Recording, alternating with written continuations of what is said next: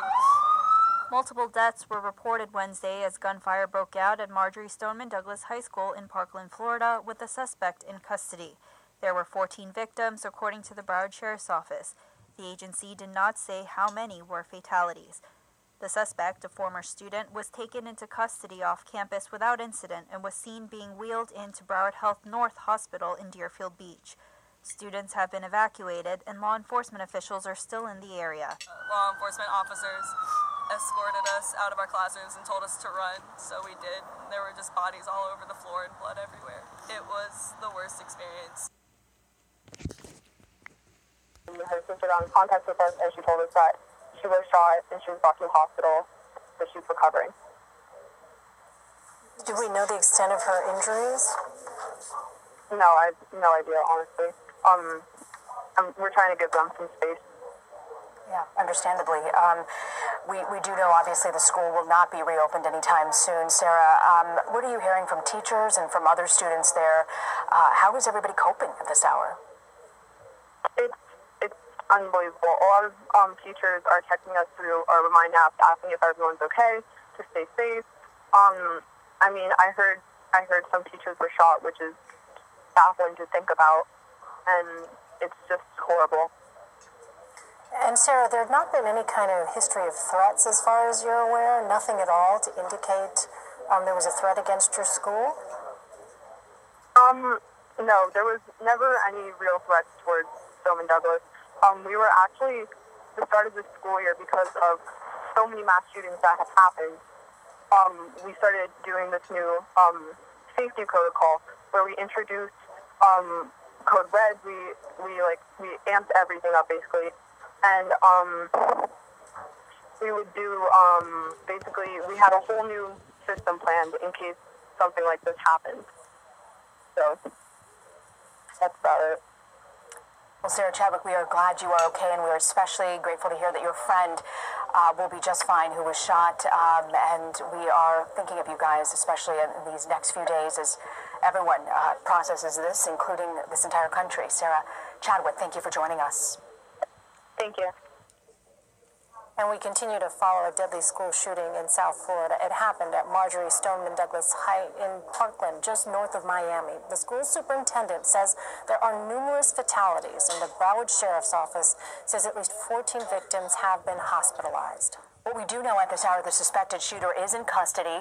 He was actually found off campus.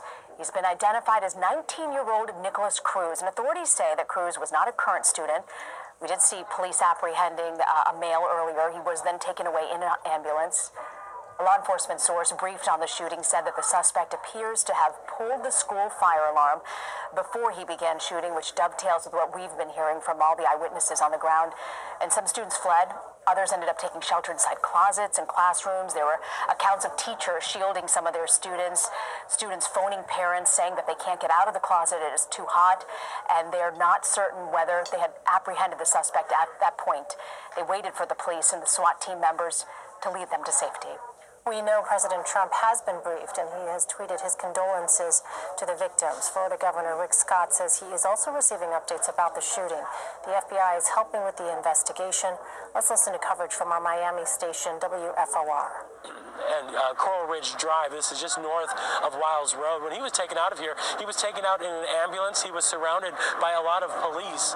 So he was very secure as he was taken out of here and brought over to the hospital. From what we understand now, he was not injured. We have another piece of video. This is cell phone video of someone who was there when he was actually placed in custody. He got there seconds after he was placed in custody. He said that he was very calm. He simply just got on the ground. It was on the ground when he pulled up, and that the suspect was calm, being taken into custody, listening to what the officers were telling him, and was not fighting with him. So was not fighting with the police officers. So that's from an eyewitness who was there just moments after he was taken into custody. But once again, what we're hearing from people here in the neighborhood who said that they know him, kept to himself, and that he was socially awkward, and they said they really weren't surprised when they heard about this. Rick and Rutabaga? All right, Ted, thank you very much. So I assume you've been hearing a little bit more about his behavior, and it sounds like everyone we've heard from who had encounters with him seemed to think that something wasn't quite right with him. Yeah, Yeah, that's what we had heard from some of the people that we spoke to who said that they knew him. They didn't want to go on camera because they said they were concerned about doing that, about going onto camera talking about him. But just said that they had that feel that as you said, something wasn't right. They said that because they weren't surprised when they heard that he was a suspect in this case. And Ted, have you been able to hear anything about what might have happened that led police to take him to the hospital briefly? We know that he's now out of the hospital, but was there something that, was he injured in some way while he was being apprehended? No, I haven't heard anything about why he was taken to the hospital. I don't know if that was precautionary and he was just being checked out. But what the witness told me, I asked him specifically, did it appear that he was injured or that there was something wrong with him? And he said, no, it didn't look like that. And from what he could see when he got there, at the point that he got there, he said there were the police were not being rough with him, that there was no sign of what he called abuse against him by the police. He said that the guy was just compliant, laying there and doing what he was told to do. All right, Ted Scouten on the ground for us where the suspect, Nicholas Cruz, was taken into custody. Thank you so much. Hank Tester is in Coral Springs at the area where parents and their children are being reunited. Hank, what can you tell us? What's going on there? Well, we can tell you there's a lot of emotion out here. Let's take a look behind me. And this is what we're seeing all day long. These are kids that were in the school or in the middle school. Obviously, they're with their parents now. We were with a crowd of people earlier before the police would let them go towards the middle school and the high school area. And there was frustration, though I have to say the Broward police officer on the scene was very good, very firm, but calmed him down, told him exactly what he was going to do. He would give him information and so on. But we saw a lot of tears, a lot of folks in communication with their children via cell phone, FaceTime, and so on. So they knew they were safe, but they just wanted to have them in their arms. Mitch, if we could just sort of pan down this way, this is a situation in this area. I'm at Coral Ridge Drive and the Sawgrass, and you can see all these cars here. These are cars that from parents who came here in a rush to find out just exactly what was going on, try and retrieve their children, and they abandoned them and had to walk probably a good mile into the complex, the school complex, etc.